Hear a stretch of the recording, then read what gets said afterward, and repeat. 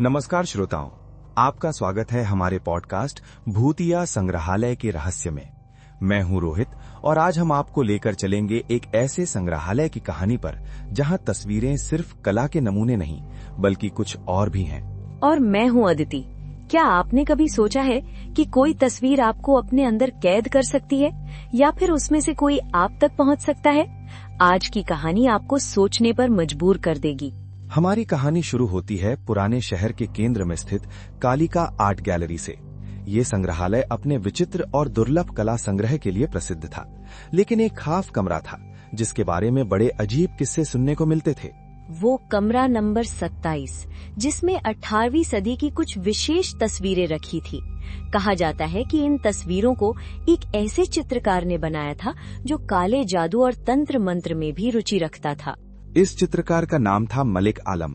उसके बारे में कहानियां हैं कि वो अपने चित्रों में प्राण फूंक सकता था, लेकिन उसकी ये कला एक अभिशाप बन गई जब उसने अपने अंतिम दिनों में कुछ ऐसे चित्र बनाए जो दर्शकों की आत्मा को अपने अंदर खींच लेते थे।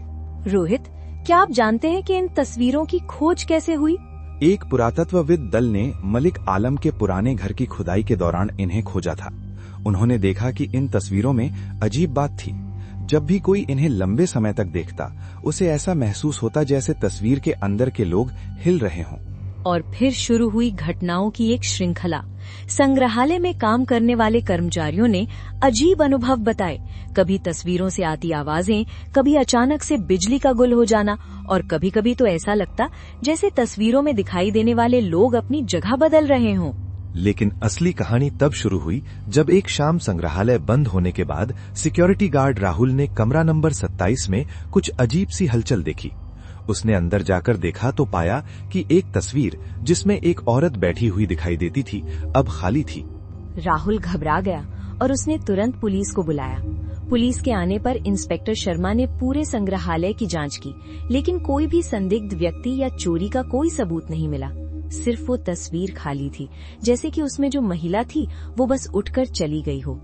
और फिर अगले दिन संग्रहालय के निदेशक डॉक्टर मिश्रा को एक अजीब फोन आया। फोन करने वाली आवाज बिल्कुल उसी महिला जैसी थी जो तस्वीर में थी। उसने कहा कि वो अब बाहर आ गई है और उसे ताकत चाहिए। डॉक्टर मिश्रा ने इसे मजाक समझा, लेकिन अगले ही दिन एक और घटना हुई।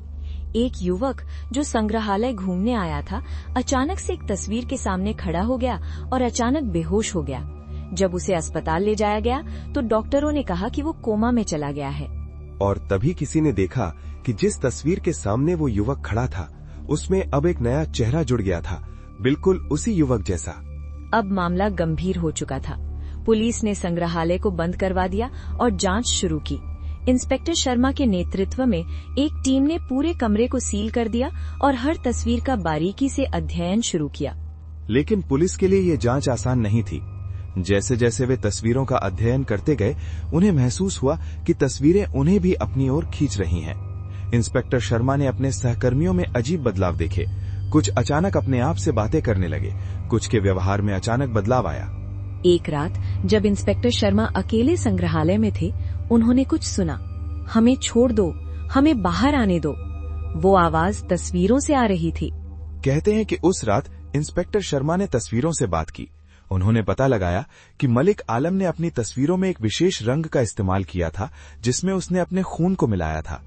ये रंग आत्माओं को अपनी ओर खींचता था और ये आत्माएं तस्वीरों में कैद हो जाती थीं। लेकिन हर 100 साल में एक बार जब विशेष नक्षत्र एक पंक्ति में आते हैं, तब ये तस्वीरें अपना शिकार करने के लिए जीवित उठ उठती। इंस्पेक्टर शर्मा ने इस रहस्य को समझ लिया था, लेकिन तब तक बहुत देर हो चुकी थी। उनका अपना मन भी धीरे धीरे इन तस्वीरों के प्रभाव में आ रहा था।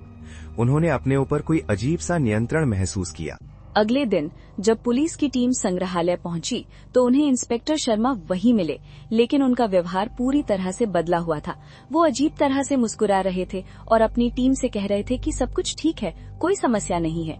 लेकिन वास्तव में इंस्पेक्टर शर्मा के शरीर पर तस्वीरों में से निकली एक आत्मा का कब्जा हो चुका था और धीरे धीरे उनकी पूरी टीम पर भी इन आत्माओं का प्रभाव बढ़ने लगा। इस रहस्य का पता तब चला जब एक पुराने तांत्रिक बाबा कालीदास को बुलाया गया। उन्होंने पहचान लिया कि पुलिस के जवानों पर भूतों का कब्जा हो चुका है और ये सब मलिक आलम की तस्वीरों का कमाल है। बाबा कालीदास ने बताया कि इन तस्वीरों को नष्ट करना होगा, लेकिन इसके लिए एक विशेष मंत्र और हवन की जरूरत है और ये काम तब तक पूरा होना चाहिए जब तक ये विशेष नक्षत्र संरेखण समाप्त नहीं हो जाता। बाबा की मदद से एक विशेष अनुष्ठान किया गया। हवन की आग में एक एक करके तस्वीरें डाली गईं और हर तस्वीर के जलते ही उसमें कैद आत्माएं मुक्त होती गईं। और जैसे जैसे आत्माएं मुक्त हुईं, पुलिस के जवानों पर से भी उनका प्रभाव खत्म होता गया। इंस्पेक्टर शर्मा भी धीरे धीरे अपनी सामान्य स्थिति में लौटने लगे। लेकिन इस पूरी घटना का एक अजीब अंत था। जब सभी तस्वीरें जल चुकी थीं, तब बाबा कालिदास ने एक रहस्य खोला। उन्होंने बताया कि मलिक आलम ने सिर्फ अपनी तस्वीरों में ही नहीं, बल्कि अपने आखिरी आत्मचित्र में भी वही जादुई रंग इस्तेमाल किया था। और वो आत्मचित्र, वो कहीं खो चुका था और कोई नहीं जानता कि वो कहाँ है। क्या ये कहीं किसी अन्य संग्रहालय में रखा है या किसी निजी संग्रह में? और अगर वो चित्र भी वैसा ही जादुई है, तो क्या इसका मतलब है कि मलिक आलम की आत्मा अभी भी उस चित्र में कैद है, अपने अगले शिकार का इंतजार करते हुए? इस घटना के बाद कालिका आर्ट गैलरी को हमेशा के लिए बंद कर दिया गया। लेकिन अफवाहें हैं कि मलिक आलम का वो आत्मचित्र अभी भी कहीं न कहीं मौजूद है, शायद किसी दूसरे संग्रहालय में, या शायद आपके घर की दीवार पर लटकी किसी पुरानी तस्वीर में। तो अगली बार जब आप किसी पुरानी तस्वीर को देखें तो ध्यान से देखिएगा, क्योंकि हो सकता है कि वो तस्वीर भी आपको अपनी ओर खींच रही हो। हमारे पॉडकास्ट भूतिया संग्रहालय के रहस्य को सुनने के लिए धन्यवाद। अगर आपके पास भी ऐसी ही रहस्यमयी कहानियाँ हैं तो हमें जरूर बताइए। और हाँ, अगली बार जब आप कोई पुरानी तस्वीर देखें तो बहुत देर तक उसे घूरना मत, क्या पता आप भी उसमें कैद हो जाएं। अगले हफ्ते फिर मिलेंगे एक नई कहानी के साथ। तब तक के लिए अलविदा।